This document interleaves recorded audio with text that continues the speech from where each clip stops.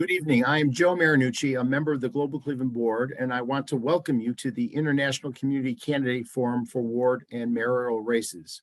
At Global Cleveland, we are excited to host this non-political, non-endorsement, community-centered conversation. We look forward to this discussion and the positive momentum for Cleveland's future that it will produce. If English is not your first language, please check the Zoom options bar for the interpretation function. If that option is available, we have live interpretation available for you this evening. If you check that tab, you should see the option for languages. So thank you for doing that. Before I introduce our moderator and candidate, I would like to thank our partners. They include Asia Inc., Asia Town Cleveland, Bondando Community of Greater Cleveland, British American Chamber of Commerce, Building Hope in the City Club of Cleveland, the Cleveland Council on World Affairs, Council on International Programs USA, the Cleveland Cultural Gardens, Collaborative Chamber Alliance, Connecting Cleveland, Downtown Cleveland Alliance, Global Shapers Cleveland, the NCAA of Cleveland, Ohio Progressive Asian Women's Leadership, Refugee Response, Smart Development Inc., Us Together, USCRI Cleveland, and the Young Latino Network. Thank you all for helping us put this program on. It would not have been possible without you. Now, before I explain the guidelines for this forum, we have a short video from Mo Kantner from our national partner, NAE, the New American Economy. Hello, and welcome to today's Candidate Forum with Global Cleveland. My name is Mo Kantner, and I'm the Director of State and Local Initiatives at New American Economy. At New American Economy, we're a bipartisan research and advocacy organization that focuses on making the economic case for better immigration policies at the federal, state, and local levels. Now, immigration may feel like an abstract issue debated at the national level through very technical, political, and bureaucratic constraints, and that's partially true, but immigrant integration happens at the local level. How communities attract and welcome newcomers helps lay the foundation for whether a person stays, works, starts a small business, or raises a family. In Cleveland alone, there are over 125,000 immigrants. They pay over $1.3 billion in taxes and help fill workforce needs in healthcare, manufacturing, and other critical industries. They're also over 60% more likely than the US born population to start a small business in Cleveland. They not only help fill workforce needs, they create jobs for other Americans. And that is something that can't be captured at the national level. Those impacts are happening on the ground every day in Cleveland's communities. Our local elected officials have a huge impact on people's day-to-day lives. And when policies are established that let everyone live up to their potential, everybody benefits. So thank you again for participating in this critical conversation, and remember to vote. Thank you, Mo.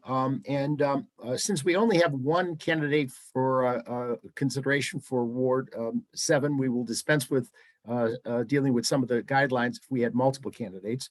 I would also just ask Stephanie, when you answer the questions, if you could try to limit them to about 2 minutes.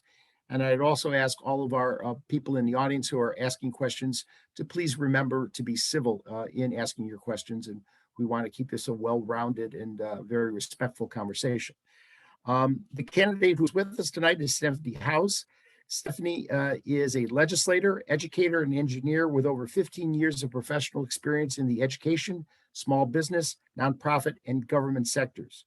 Throughout her career, she has remained committed to increasing workforce development access and opportunities in the STEM programs, STEM fields, addressing systems of racial inequity and injustices for at-promise communities to end the cycle of generational poverty and improving the system to address the needs of our aging citizens and caregivers. Welcome, Stephanie. In addition, this evening, our moderator is Tessa Schwan, who is the co-director of OPAL, a statewide grassroots organization committed to building collective power in the Asian American, and Pacific Islander communities.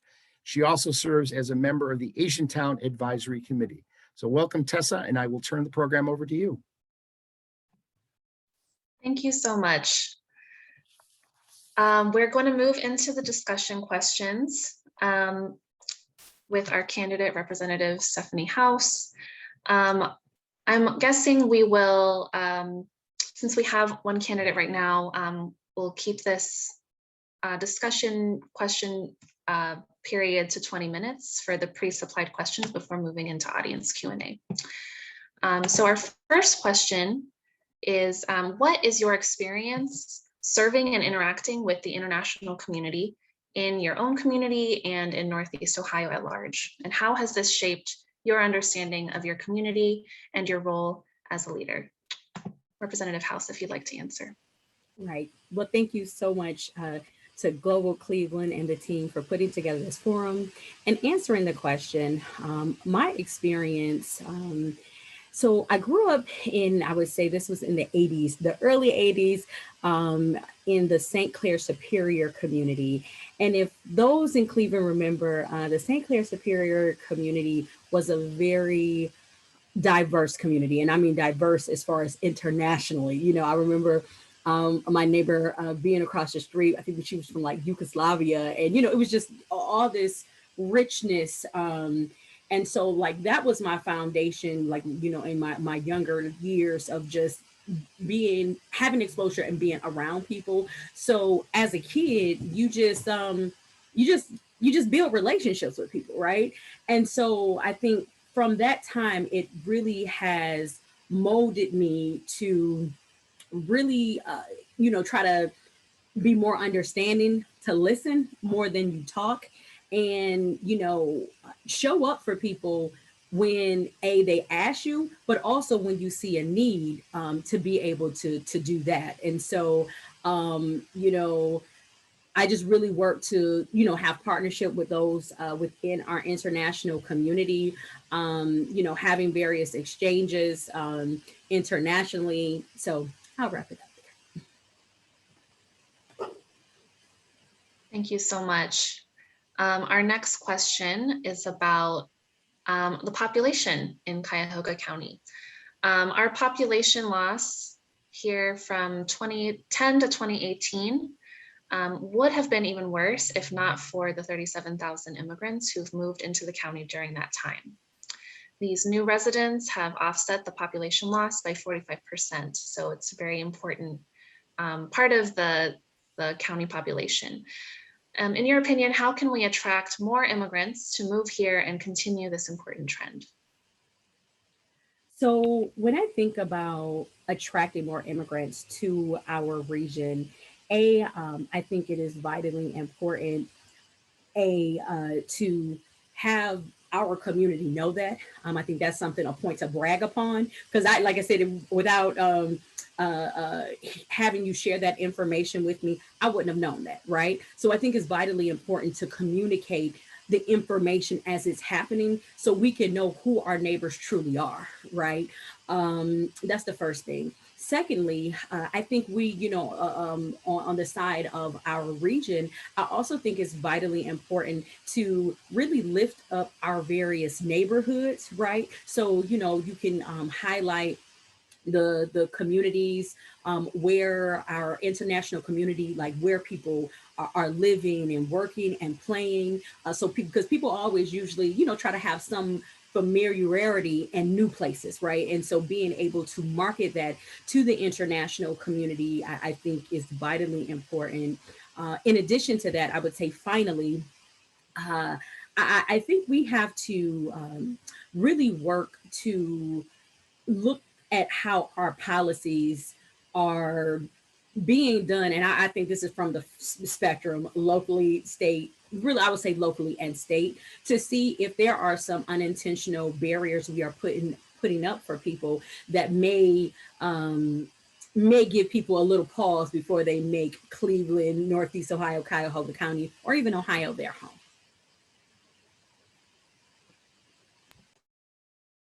Thank you. Appreciate that answer. Our third question is about entrepreneurship.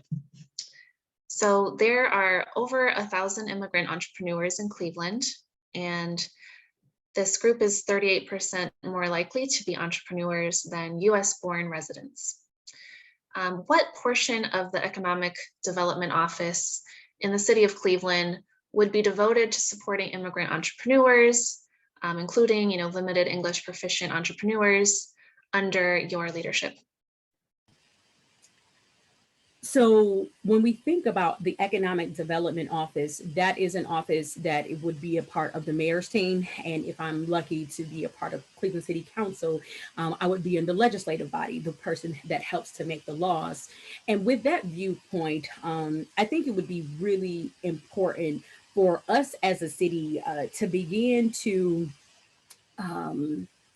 how I would explain it is like to really establish like metrics of quality of life, because every business is not the same, right? Every entrepreneur is not the same. And I'm going to use this example. A candy store may not give us the same a result as the person who is, I don't know, doing something in technology base, or you created the cure for cancer, right? It's just not the same. And so coming up with some quality of life metrics that really can help change our city. Because again, and the reason why I say that is because we know in the context of the city of Cleveland, we are, we've been rated the largest poor city in America. So I really think we have to start investing in businesses that are of high quality and of value that can change the trajectory of people's lives. With that, when we think about our international community, when we look at the different value that entrepreneurs have, you can actually look at what are ways that we can equitably finance them, as well as the technical services, because we talk about those where English, they may not be their first language. And so if we are using data to help us analyze the atmosphere, we will be then better positioned to make the necessary investments. Thank you so much. Our next question, would you and how would you support adding new members and staff to the Community Relations Board that represent the changing immigrant population in Cleveland, such as an African immigrant community liaison or an Arab immigrant community liaison? Yes, I think that is something that is very doable. That is actually in the wheelhouse of the Cleveland City Council. The Community Relations Board, I believe, has been in existence, I want to say, since like 1945 or so. There are currently 14 members. And I do think, I think this could actually be a more opportune time as we will be soon receiving the updated census information. And I think that can really help maybe even drive our policy to making sure that we have a community relations board that is truly reflective of the diversity and the richness of the residents here that live in our city.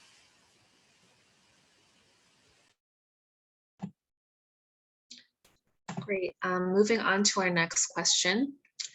On average, 500 to 700 refugees are resettled to Cleveland every year from countries such as Nepal, Afghanistan, the Democratic Republic of Congo, and Somalia.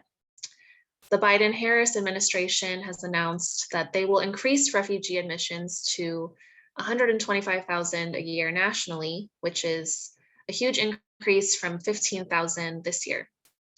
And this means that Cleveland's 3 refugee resettlement agencies will be receiving 3 to 4 times as many families as they did over the past year. So how would you plan to open Cleveland for all of these new residents and provide refugees with the opportunity to contribute to Cleveland?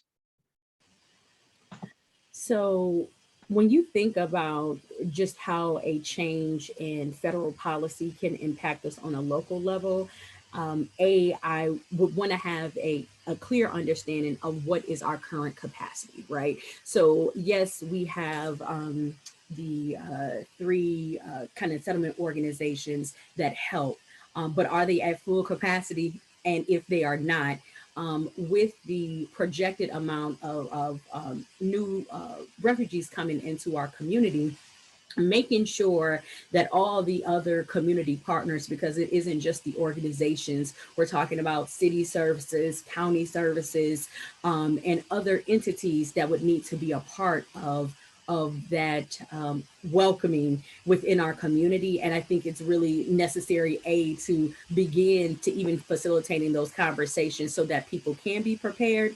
I also think it's vitally important for the neighborhoods. Now, this is one of the things, again, as you know, as the previous question, you talked about just how our region was able to increase in population. I think it's really important for our community members to understand the value that and the connection that has been made with those who are resettling here, and figuring out ways and identifying ways to have partnerships in neighborhoods. So I think, from the organization moving out to government and then making the connection with our local community members.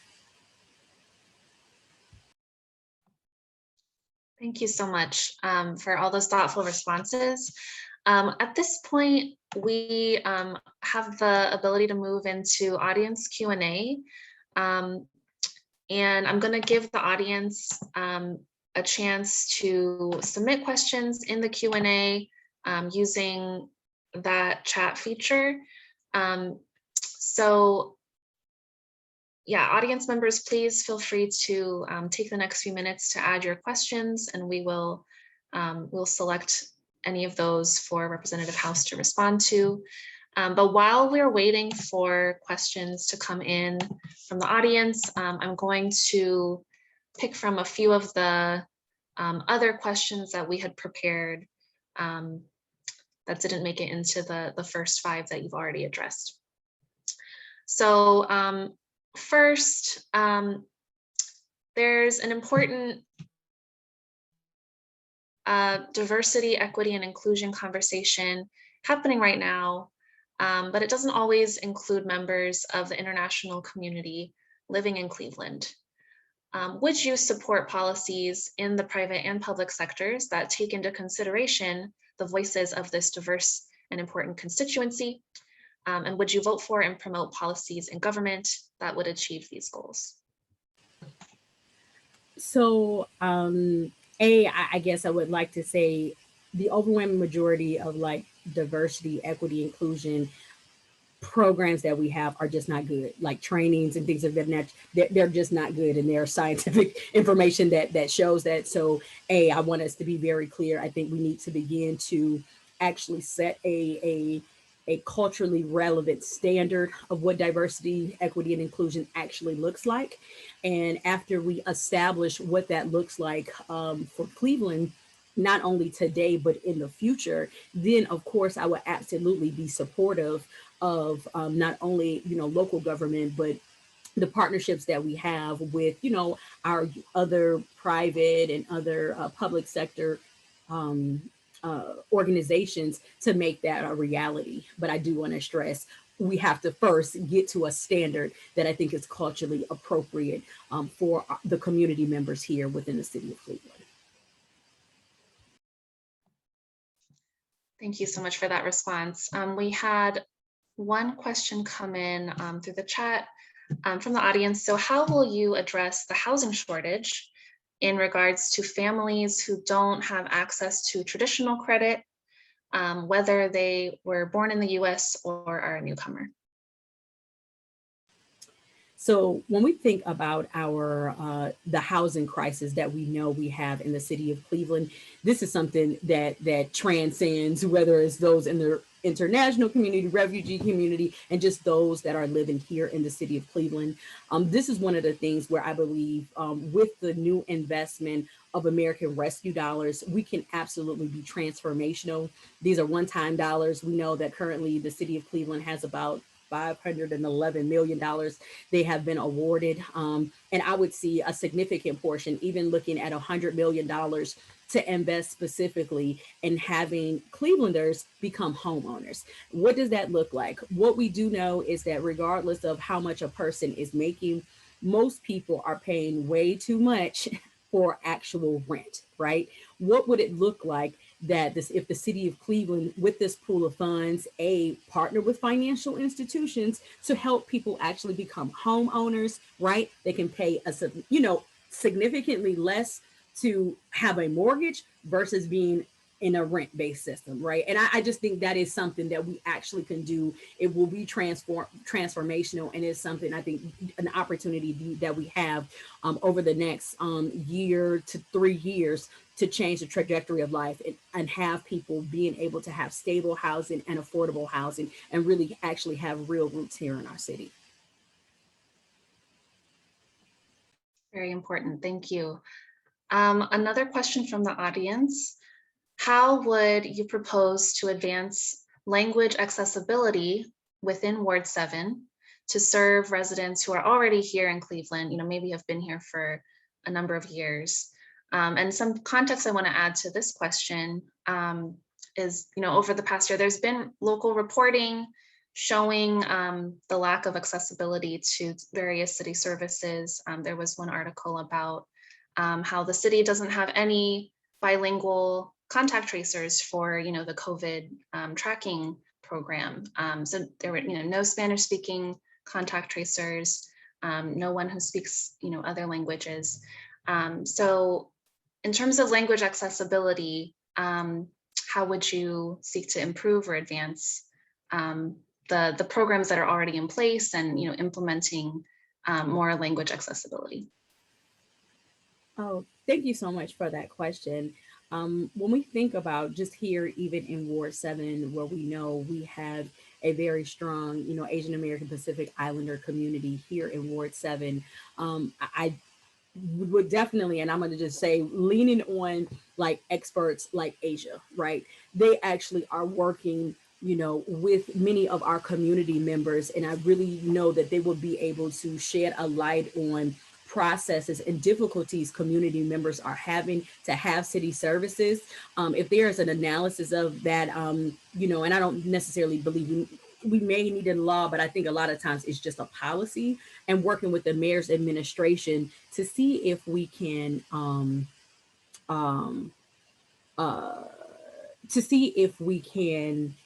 work to get those necessary services. You see what I'm saying? So the language isn't a barrier, and that actually Cleveland residents can actually have access to the services that they are invested in, right, through their tax dollars. Thank you. One more question. So Ward 7 is home to Asiatown, which I know you're aware of.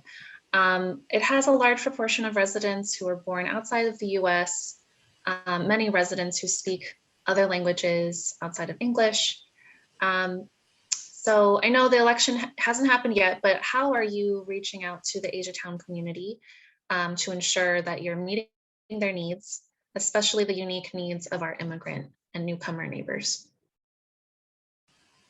I will always say I am willing to be a listening ear, because I know this is just an area of growth for me. As the election is coming by, if anyone knows I have any interpretation services, I would like to have even some appropriate information so that it can be clearly communicated in a language, that people,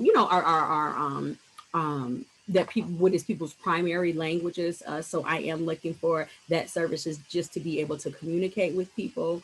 And then finally, I do a lot of walking and talking. And so hopefully, when people see me, they will not be hesitant or shy to communicate with me and let me know, if I was given the opportunity to serve as the next councilwoman, how I could better represent you. You see, so those are some of the things that I would like to do and am planning to do if given the opportunity to serve in Cleveland City Council.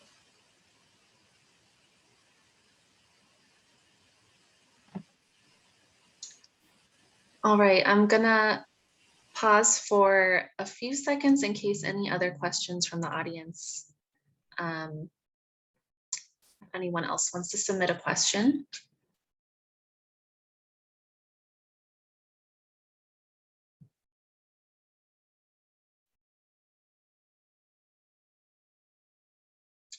But great questions from the audience so far. Thank you everyone for participating.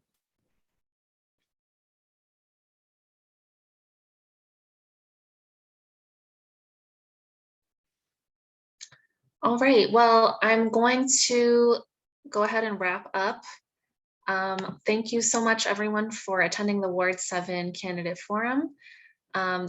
We would definitely like to thank Representative House for coming here in good faith to speak to the international community tonight. And I know this recording will also be shared after tonight's event. As a reminder, we invited every candidate running for election in this ward, and everyone was given an equal opportunity to reply. You'll be able to find the answers to these questions from every candidate who has completed the questionnaire. Those are on the Global Cleveland website. We would especially like to thank the audience for coming. It's your vote that will determine the next generation of Cleveland City leadership. Thank you to our interpreter as well for providing language access. And we would finally like to thank our incredible sponsors and partners who have made these forums possible. They are in alphabetical order: Asia Inc., Asia Town Cleveland, Badando Community of Greater Cleveland, the British American Chamber of Commerce of Ohio, Building Hope in the City, the City Club of Cleveland, the Cleveland Council on World Affairs, the Council on International Programs USA, Cleveland Cultural Gardens, the Collaborative Chambers Alliance, Connecting Cleveland, Downtown Cleveland Alliance, Global Shapers Cleveland, the NAACP of Cleveland, OPAL, Ohio Progressive Asian Women's Leadership, Refugee Response, Smart Development, Inc., Us Together, US CRI Cleveland, and finally the Young Latino Network.